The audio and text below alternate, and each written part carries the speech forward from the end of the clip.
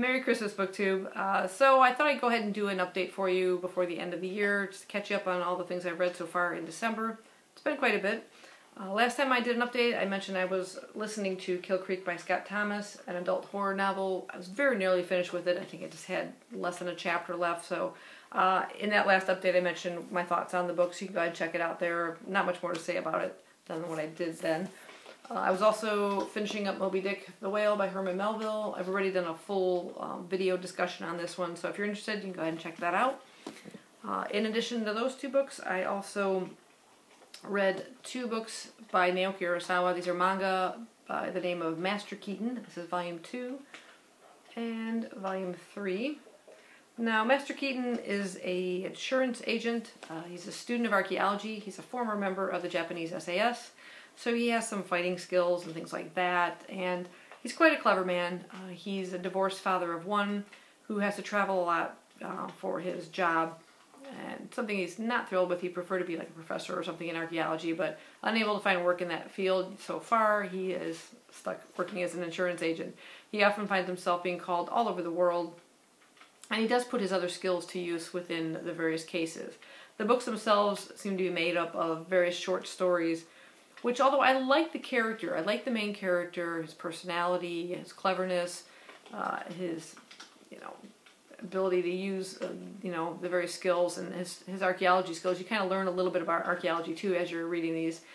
But I don't like the stories themselves. They feel very disjointed. You feel like you're kind of thrown in the middle of the story. Some things seem to rush right on through. Just not very well developed. I think it would work better if you did fewer stories within each book and just develop them a lot more. So you get a feel for the characters more. These people kind of come in and out of the story so fast, you don't really care about them.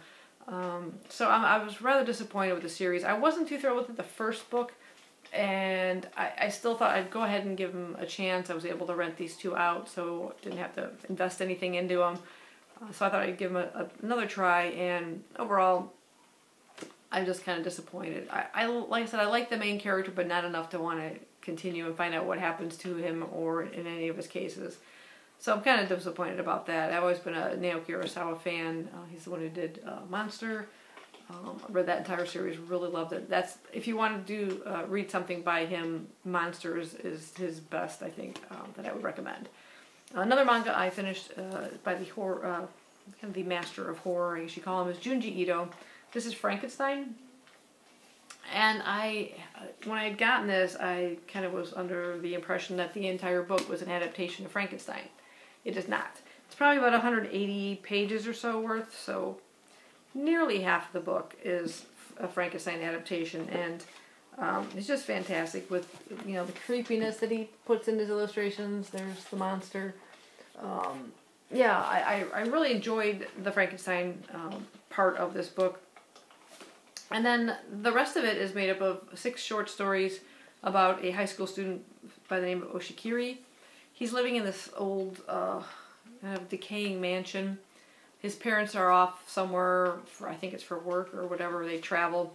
So he's kind of in this house, this mansion, by himself. There's weird passageways that lead to different dimensions, and lots of weird stuff happens in it. This is Oshikiri there. The stories themselves were okay. They weren't great. They weren't his best stuff that I've come across so much better. And I didn't really care for the character Oshikiri so much. So this was a bit of a hit and miss. I think I would have liked to have seen just a full adaptation of Frankenstein. I think that would have been much better, especially since the cover all seems to be focused just on that. And then just find, like half the book is something else entirely. That was a bit disappointing. So, yeah, little hit or miss on this. If you want to try something by Junji Ito, I recommend Uzumaki. That's probably his best one or my favorite one of his. Next, I completed the 2 December reading requirements for the Daphne du Maurier project on Goodreads. We read Happy Christmas and Frenchman's Creek. Now, Happy Christmas is a small little 30-page novella about the Lawrence family, a married couple with 2 children, a boy 10 and a girl 7. It's set around the wartime, and they're getting ready for a Christmas celebration. They're a fairly well-off family. I think it's around Christmas Eve, and they're expecting guests for dinner. The kids are all excited about presents, but rather selfishly, they both hope that their presents are better than their siblings. Either more presents or better presents or whatever, and that kind of creates a little bit of a squabble between the two. And then things get a little thrown into chaos because a family finds out that they're going to have to play host to some refugees. Everyone's taking people in, it's compulsory, and they find that they will be host to a Jewish couple. And the mother's all upset. They said they're Jewish. They don't celebrate Christmas. What would they know anything about this? It's disruptive. Can't they stay somewhere else? But they're told that they have to take in this family, and it's sort of kind of a morality tale about the true meaning of Christmas and the Christmas story, and how this Christian family I think understands less about Christmas than they think. And overall, it's a fairly decent story. And then the other one is Frenchman's Creek. I absolutely love this cover. I think I saw somewhere where she described this as her one true romantic novel, and it features Lady Donna St. Column. She's about to turn 30. She's married to a man named Harry, who's fairly well off. They have two young children, and she's pretty much going through a midlife crisis. That's the best way to describe it. She's feeling very restless in her situation. There's a couple nice little quotes here. She suddenly decides at the very beginning of the book, in fact she's already traveling, that she needs to get out of the city, get away from all that hectic life, and just out to their other home in Cornwall, out in the country, along the coast. It says, on an impulse, blindly obeyed, and suddenly boiling up of resentment against the futility of her life, those endless suppers, dinners, card parties, those foolish pranks worthy of an apprentice boy on holiday, that stupid flirtation with Rockingham, and Harry himself, so lazy, so easygoing, fulfilling too well the part of the perfect husband with his tolerance, his yawn before midnight, his placid and sleepy adoration. The sense of futility had been growing upon her for many months. She says here that on impulse, of course, as she always had done from the beginning throughout her life, following a whisper, a suggestion that sprang into being from nowhere and mocked her afterwards. She had married Harry on impulse because of his laugh. His funny, lazy quality had attracted her, and because she had thought that the expression in his blue eyes meant much more than it did. And now she realized that after all, but then those things one did not admit, not even to oneself. And what was the use? The thing was done, and here she was with two great children. And next month anyway, she would be 30. So you can see the restlessness within her, and she does have an impulsive nature. Maybe getting married in the first place was the wrong decision. And she's feeling a bit trapped now, needing to get away. It's beautifully written. The descriptions of Cornwall, which she knows so well and appear in so many of her books, is so rich and descriptive. And then you meet the Frenchman. As she goes to this house in Cornwall, she hears stories from the people living nearby that apparently there's a pirate ship that keeps kind of sneaking its way somewhere along the coast, and people coming on shore, robberies, women being abducted. Lots of rumors, kind of things floating around, and she doesn't quite think too much about it until she herself happens to be abducted while walking along through the forest along the coast by one of the pirates and brought back to the ship, where she meets the Frenchman, the captain of the ship, and having all these preconceived ideas of what he's like, only to find out he's quite a gentleman. He's an artist, and they instantly seem to connect. And this sort of romantic feeling sort of start to well up in her, and this build of excitement, and she becomes sort of another Donna. They sometimes refer to the Donna on board the ship as the cabin boy, because she almost looks like a cabin boy compared to the men on board, when they disguise her and everything. And there's some really wonderful passage on here.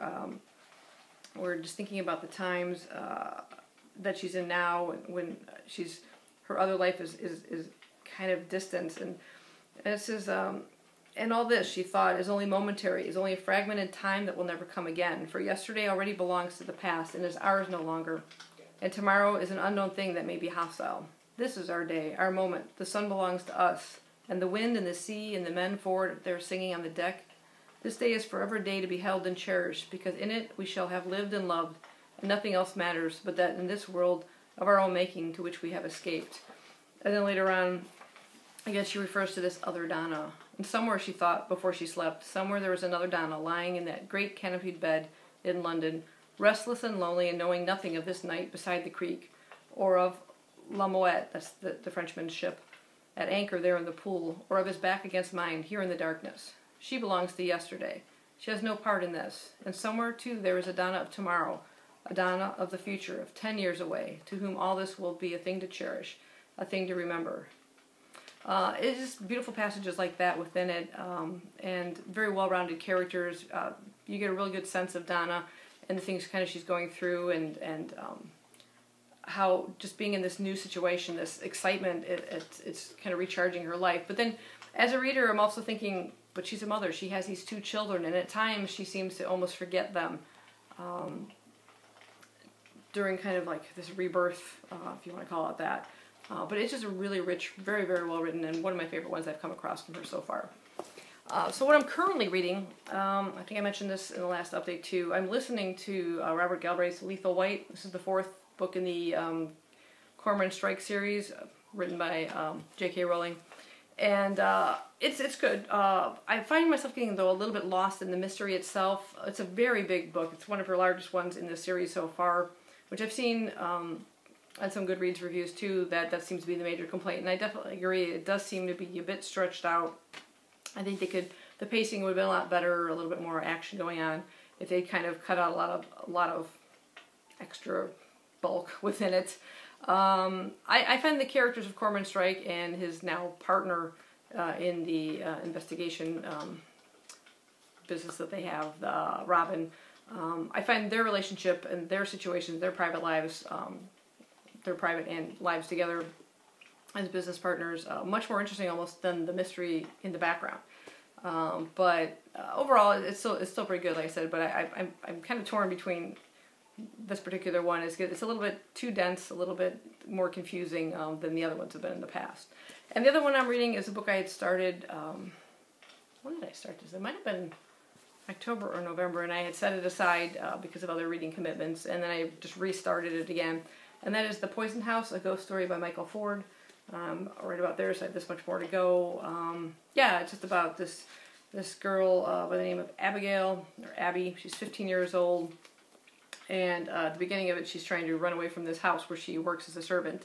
Her mother worked there before.